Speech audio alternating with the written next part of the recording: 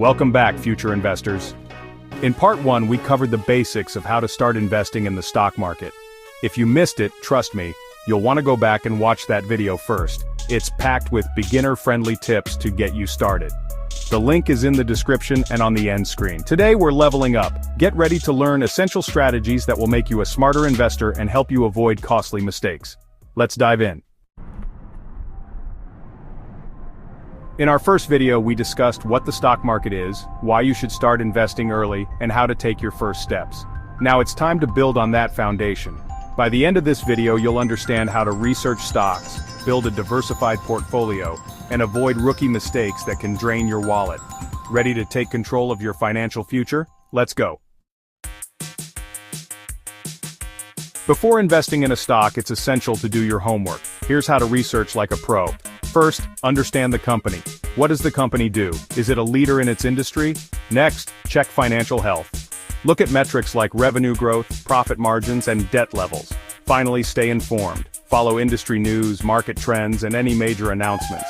Remember, you're not just buying stocks, you're investing in businesses. Ever heard the saying, don't put all your eggs in one basket? Diversification is your safety net. Instead of investing all your money in one company, spread it across different industries and asset types. For example, combine tech stocks with healthcare ETFs or mix in some bonds for stability. Diversification reduces risk and helps you weather market ups and downs. Every investor makes mistakes, but you can avoid the big ones. 1. Don't panic sell. The market will have ups and downs. Selling out of fear locks in your losses. 2. Avoid chasing trends. Just because everyone's buying doesn't mean you should. Do your own research. And 3. Stay consistent. Set a schedule for regular investments no matter what the market is doing. Patience and discipline are your best allies in the stock market. Ask yourself, are you investing for the short term or the long term? Short-term trading can be risky and requires constant monitoring. Long-term investing, on the other hand, allows your money to grow steadily over time with less stress.